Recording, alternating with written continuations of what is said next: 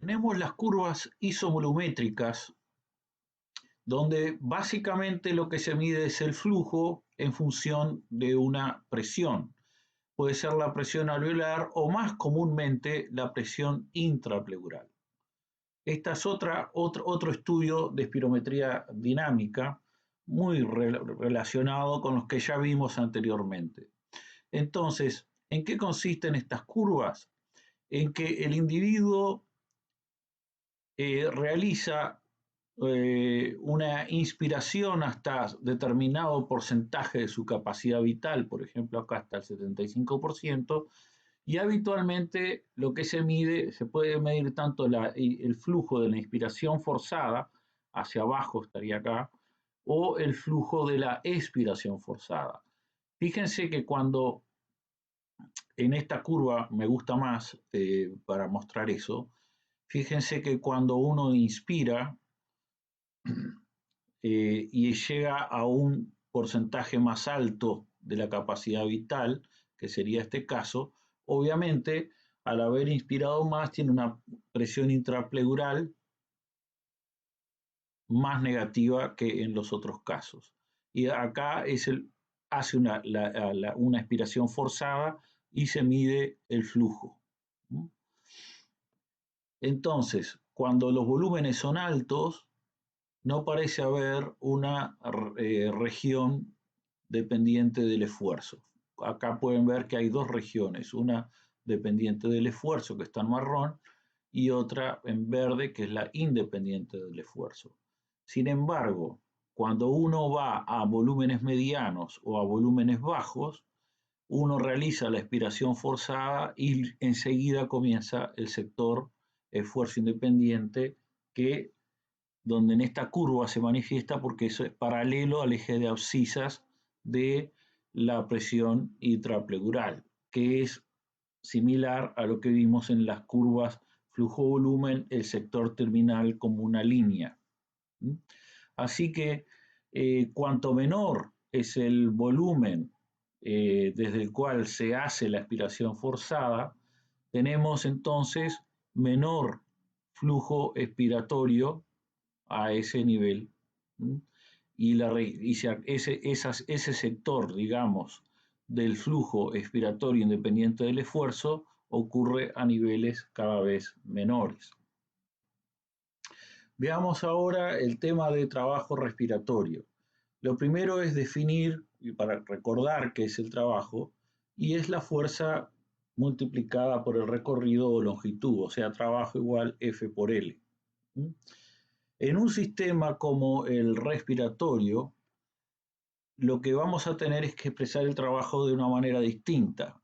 Para ello recordemos que la presión es fuerza dividida el área, o sea, el área es L al cuadrado, y nosotros si a esto lo multiplicásemos por un volumen que es L al cubo, básicamente L al cubo dividido L al cuadrado me quedaría como F por L. Esto es presión y lo otro es volumen. O sea que el trabajo se puede expresar para el caso de las cavidades como el producto de la presión por el volumen. Así que en este caso P es la presión, F es la fuerza y S es la superficie, y con un criterio más estricto el trabajo realizado va a ser la suma de pequeños trabajos hechos a intervalos de tiempo infinitesimalmente pequeños, dado que el volumen y la presión van variando de instante a instante. O sea que el trabajo es la integral de los productos de P por diferencial B entre T0 y L0. Entonces, ¿qué es lo que ocurre con el trabajo respiratorio? Bueno, nosotros podemos representar volumen y presión intrapleural, como vemos acá en esta slide, y cuando uno realiza la inspiración, uno sale de una presión intrapleural de -5 y alcanza casi hasta que -8. Es lo que vemos en esta curva, es el recorrido de volumen y presión. Entonces, ¿qué es lo que está representado acá? Es ese trabajo para realizar la inspiración tiene este sector está oscuro, que viene a ser el trabajo de las fuerzas resistivas de la vía aérea y los tejidos para respirar durante la inspiración, lo ven acá. Y hay otro componente, que es el componente de este triángulo que ven acá, que va a ser el trabajo elástico para la respiración durante la inspiración. Entonces, este es el resultado para realizar ese trabajo durante la inspiración. Cuando uno expira, uno aprovecha que almacenó energía, digamos, por el estiramiento de los componentes elásticos y vuelve a la situación de equilibrio de la capacidad residual funcional. Entonces, la vuelta ocurre por acá. Esto sería el sector de la expiración. Entonces, ese es el trabajo resistivo de la vía aérea de los tejidos de la respiración durante la expiración. Entonces, este bucle representa trabajo efectivo porque fue lo que se hizo durante la expiración y expiración. Sin embargo, en todo ese ciclo hubo que hacer un trabajo de estirar componentes elásticos que termina siendo energía disipada. Entonces, eso es lo que se ve acá, es el trabajo disipado como calor durante la expiración. Así que entonces, este trabajo que se pierde como calor, porque parte de la energía elástica se usó para volver al estado de equilibrio de presión transmural igual a cero, que es la capacidad residual funcional con una presión intrapleuraria igual a -5. Pero todo esto que quedó acá fue trabajo que se perdió como calor. Entonces, podemos establecer el concepto de eficiencia como el trabajo útil dividido la energía total gastada o costo de oxígeno. Ese porcentaje viene a ser la eficiencia. El trabajo disipado como calor por ciclo, en cuanto a eficiencia de relación de trabajo útil sobre el gasto de oxígeno por 100, es de solamente un 5 a 10% en un individuo normal. Fíjense que acá nosotros tenemos el mismo diagrama que vimos, acá tenemos durante la inspiración lo que ocurre, este es el trabajo no elástico de la resistencia de la vía aérea al flujo inspiratorio, y este otro que está en verde viene a ser el trabajo de fuerzas elásticas que está dado por la tensión superficial más las fibras y la vuelta que se da al respecto. Queda siempre un componente que no es útil, que se disipa como calor, que es lo que ven en marrón. La driving pressure que hay básicamente viene a ser la diferencia de la presión alveolar menos la presión atmosférica. Y fíjense que esto recién les remarcaba, esto es el volumen de la capacidad residual funcional desde donde comenzamos a medir esto para las presiones. O sea, acá está la presión alveolar en este diagrama, no como intrapleural, y fíjense que parte de la presión alveolar de 0 va a -1 centímetros de agua, como vimos hace un momento. Y esto, el volumen que se realizó durante una respiración normal fue de 500 mililitros, que es lo que se ve acá.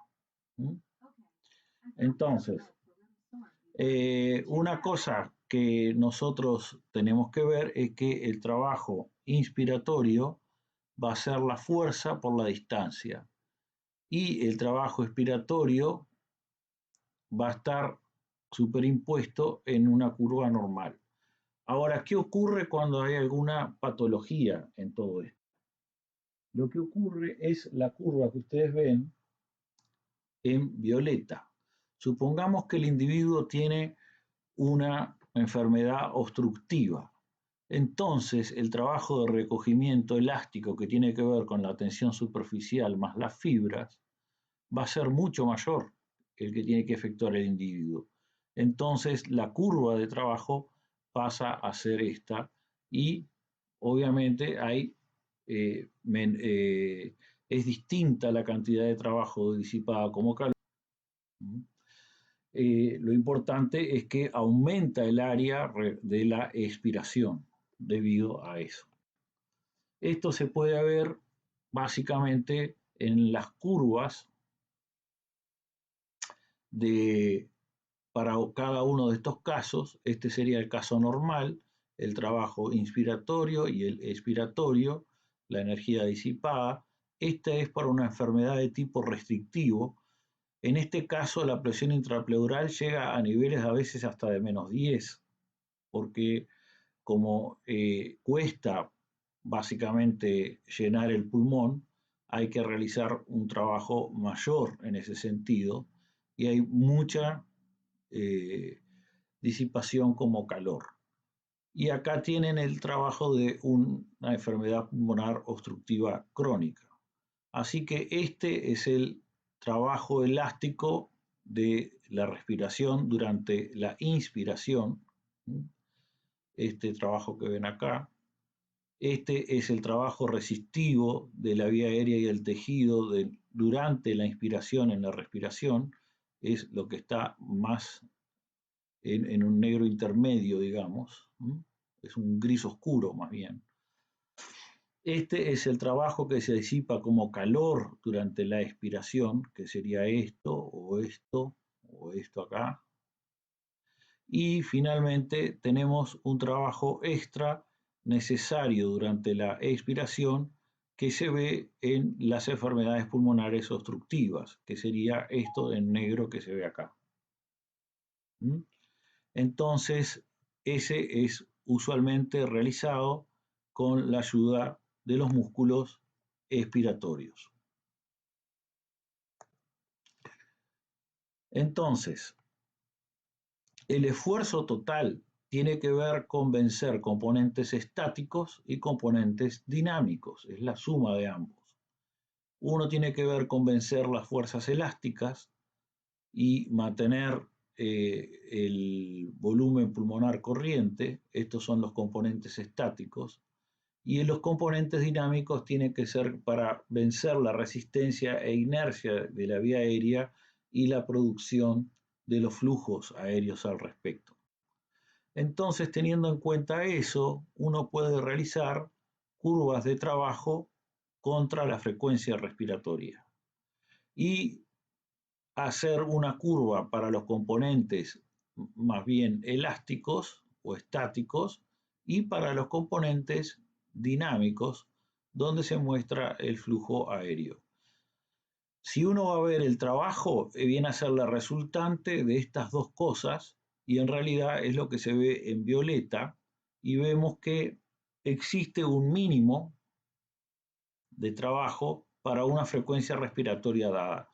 Esto en el caso normal, que varía entre 14 y 18 por minuto aproximadamente, es la frecuencia respiratoria basal.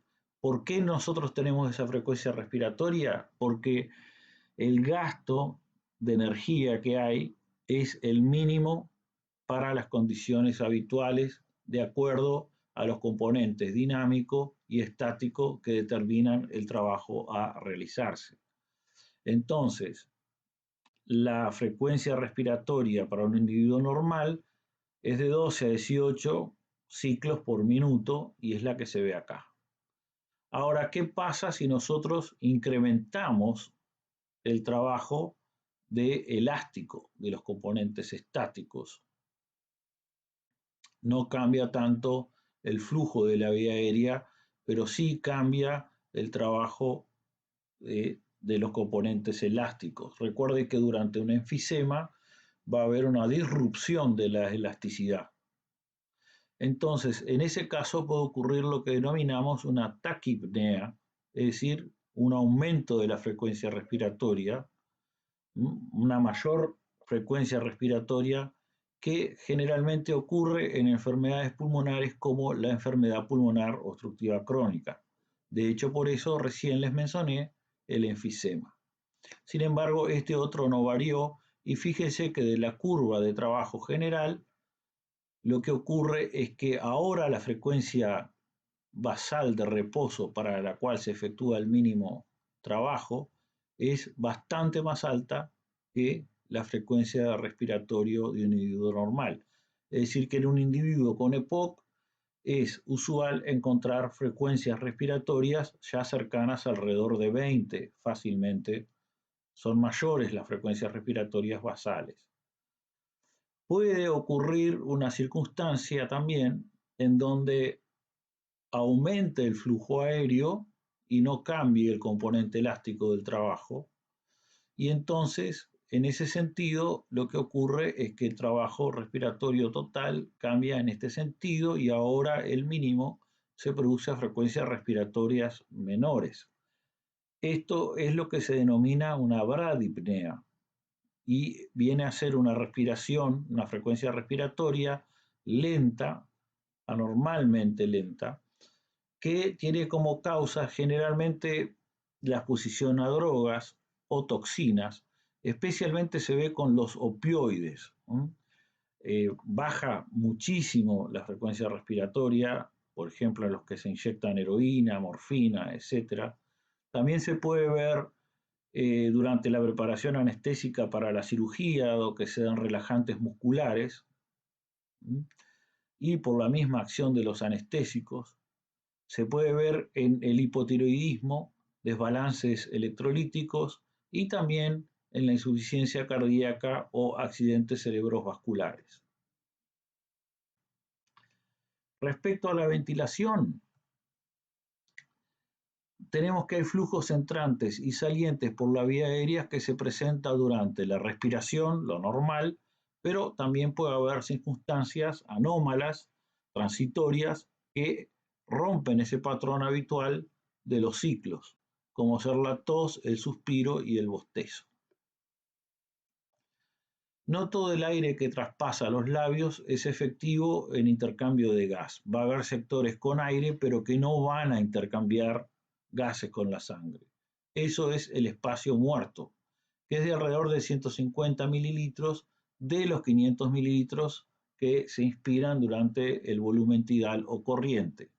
Y se le dice volumen del espacio muerto, VD por DED, muerto, y entonces el volumen corriente o tidal va a ser la suma del volumen del espacio muerto, VD, más la ventilación alveolar, VA. De tal forma que si uno hace la derivada primera respecto al tiempo, obtiene, esta es la notación newtoniana que se llama fluxión de derivada, quiere decir que el flujo expiratorio va a ser igual a la frecuencia respiratoria por el volumen tidal. O sea que la cantidad de veces, de ciclos que tenemos por minuto, si nosotros queremos ver el flujo que ocurrió durante todo ese tiempo, es la frecuencia respiratoria por el volumen tidal. Esto es lo mismo que decir la frecuencia respiratoria por la suma de lo equivalente al volumen tidal, que es BD más BA. Entonces, de acá nosotros podemos deducir, al multiplicar frecuencia respiratoria por VD, me va a dar básicamente el flujo del espacio muerto. Y al multiplicar VA por FR, me va a dar el flujo de la ventilación alveolar. Entonces, es muy sencillo ver que si restamos a V fluxión E, o sea, el flujo expiratorio, le restamos el flujo del espacio muerto, obtenemos el flujo a nivel alveolar, que es lo que nos puede interesar conocer. Eso en realidad se puede hacer en la práctica porque uno puede medir el flujo de anhídrido carbónico, que va a ser igual al producto del flujo alveolar por el porcentaje de anhídrido carbónico que haya. Esto que está acá, porcentaje de anhídrido carbónico, a menudo se llama concentración fraccional. Y en vez de anotarlo así, se lo anota como FCO2. Por lo tanto, lo mismo que vemos acá lo podemos anotar como el flujo de CO2 expiratorio viene a ser el producto del flujo alveolar por la concentración fraccional de anhídrido carbónico. Entonces, cuando se rearregla esto, da esta ecuación que vemos aquí, donde vemos el flujo alveolar que va a ser igual al flujo expirado de anhídrido carbónico dividido la concentración fraccional del mismo. Entonces, la ventilación alveolar puede ser obtenida dividiendo la salida de anhídrido carbónico por la concentración fraccional alveolar de este gas. Note que la presión parcial del CO2, llamada PCO2, es proporcional a la concentración fraccional del gas en el alvéolo. Es decir que, por la ley de Dalton, como ya habíamos visto, la presión parcial del gas, y ley de Dalton y ley de Henry básicamente, la presión parcial del gas va a ser igual a la fracción que había por K, donde K es una constante. Entonces esto que está acá nosotros lo podemos expresar como lo que sale de CO2, que es medible, y la presión parcial de CO2 a nivel alveolar, que eso es también medible, y eso multiplicado por una constante. A esto entonces se le llama la ecuación de la ventilación alveolar. Establecida la ecuación de la ventilación alveolar, importa entender este concepto que es el que vamos a desarrollar a continuación, y es el concepto de espacio muerto fisiológico. Este va a ser el espacio muerto anatómico porque no tiene alvéolos, más un espacio muerto alveolar porque va a haber alvéolos que pueden tener obstrucciones, que es lo que se ve acá pequeño, esta obstrucción en verde, por ejemplo, que esos alvéolos no van a tener intercambio de aire con el exterior, por lo cual es un espacio muerto alveolar. La suma del espacio muerto anatómico más el espacio muerto alveolar es el espacio muerto fisiológico, y en condiciones normales ambos son parecidos. Como consecuencia de que hay un alvéolo que no ventila la sangre que viene a este nivel, no se oxigena, cosa que sí ocurre con un alvéolo normal, donde se produce oxigenación de la sangre. Finalmente, todo esto va a ir a parar a la aurícula izquierda y va a haber parte de sangre no oxigenada mezclada con la sangre oxigenada, lo cual se conoce como shunt. Entonces, esto disminuye la eficiencia entre la relación de la ventilación de los pulmones con la perfusión, la eficiencia para que se produzca el intercambio de gases. Entonces, el espacio muerto fisiológico, ¿cómo se puede deducir? Eso tiene que ver con el método de Bohr, es una forma de deducirlo, y esto se hace en la práctica médica. Muestra que el CO2 que se expira viene del gas alveolar y no viene nada del espacio muerto, porque ahí no hay intercambio gaseoso. Por lo tanto, debido a eso, uno puede escribir una ecuación que el producto de la fracción expirada de CO2 por el volumen corriente va a ser igual, básicamente, a el producto de la ventilación alveolar por la fracción a nivel alveolar o a nivel arterial, porque básicamente si no hay problemas a nivel de la barrera hematoalveolar, lo alveolar y lo arterial es casi igual. Esta es la fracción alveolar de CO2. Recordemos que el volumen tidal es la suma del volumen alveolar más el volumen del espacio muerto, y entonces de ahí podemos deducir la ventilación alveolar como la resta, básicamente este pasa para este lado, y me queda la resta de BT menos BD, la cual puedo sustituir a este nivel y me queda entonces la ecuación que estaba escrita acá de esta forma.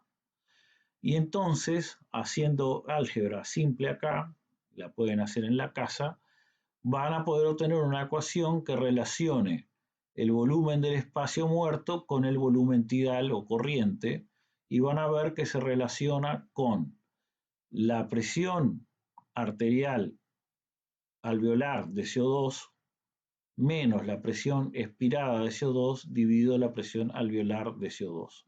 Esta es la ecuación de Bohr.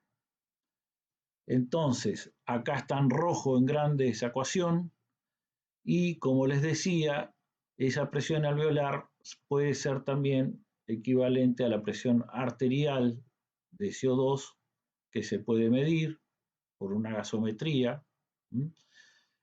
Se asume, como se ve acá, que la presión alveolar de CO2 es prácticamente igual en condiciones normales a la presión arterial de CO2.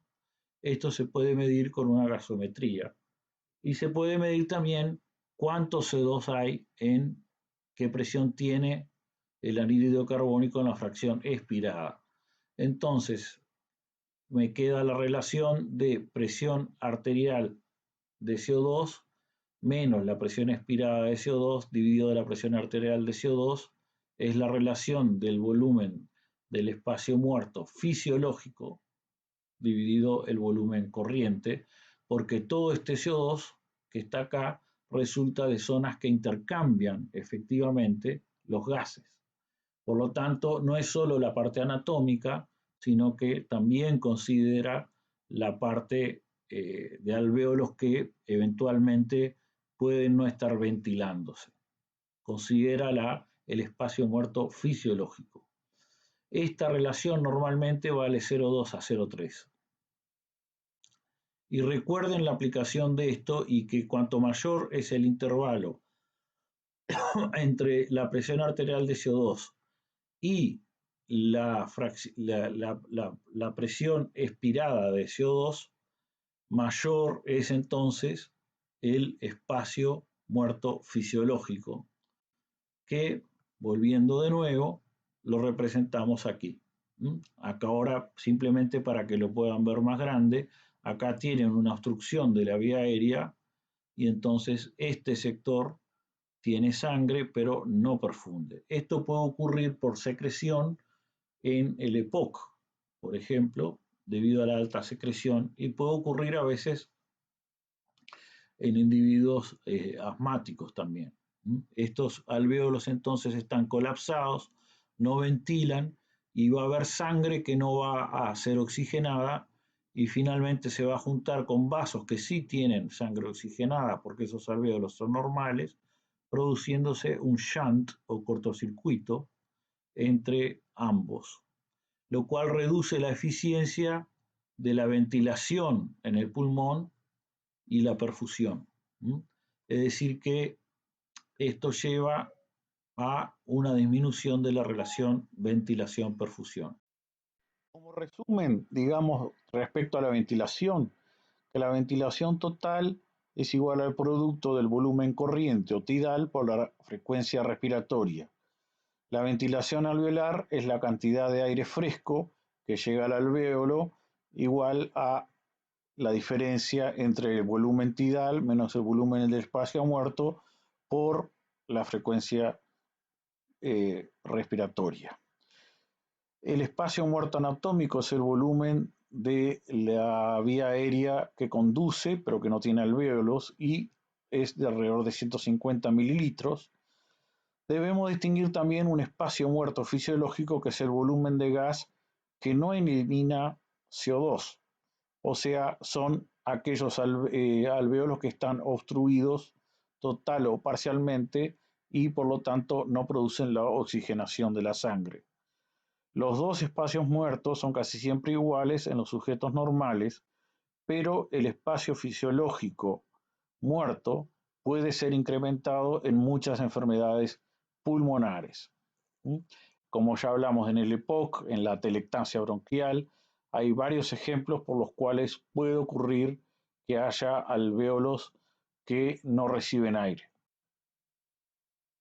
Finalmente, veamos sobre el tema de la ventilación, veamos que si vemos la ventilación por unidad de volumen en función de la distancia desde la base pulmonar, acá tenemos la zona más baja del pulmón, acá tenemos la zona de la mitad del pulmón y luego tenemos una zona más alta.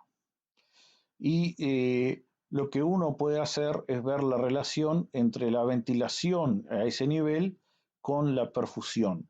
Y vemos que es mayor en la base y va disminuyendo hacia el vértice.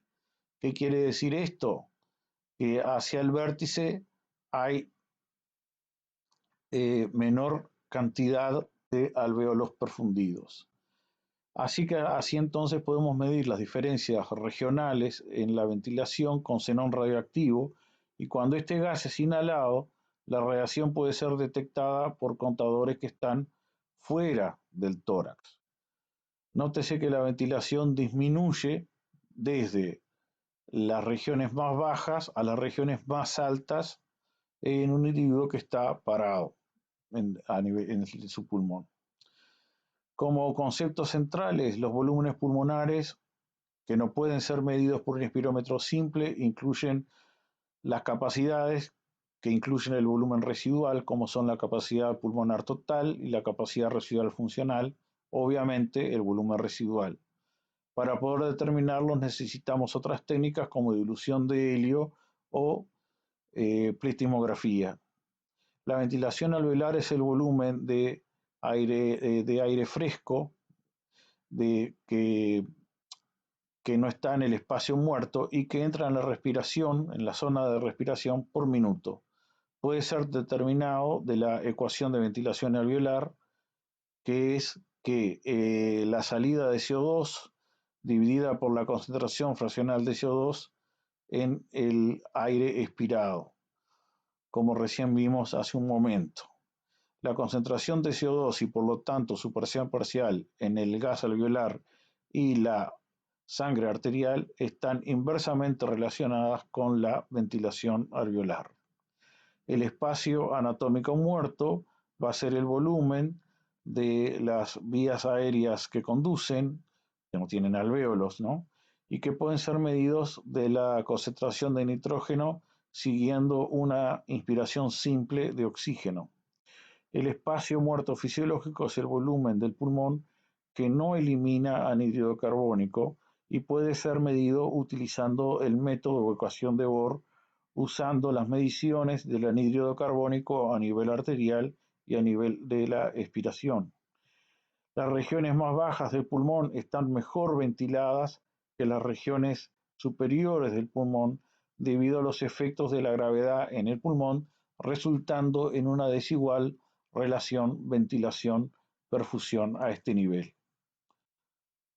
En respecto al intercambio alvéolo capilar, vamos a tener dos procesos involucrados. Uno es la difusión de los gases a través de la barrera hematoalveolar y otra es la disolución de los gases mediante la ley de Henry una vez que pasan en la sangre.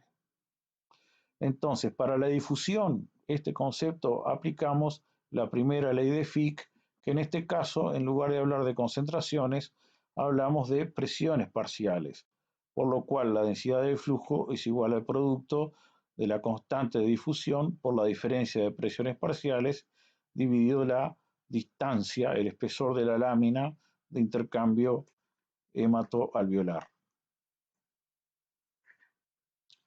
Como conceptos centrales de lo que hemos visto hasta ahora entonces, existe un gradiente de presiones entre la atmósfera y el alvéolo que debe ser establecido para que pueda existir un flujo de aire que va hacia afuera del alvéolo, o sea, durante la inspiración y la expiración. Durante la inspiración, los alvéolos se expanden pasivamente en respuesta a un incremento del gradiente de presión transmural durante una expiración normal o de reposo. El recogimiento elástico de los alvéolos hace que retorne a el volumen original, que es la capacidad residual funcional.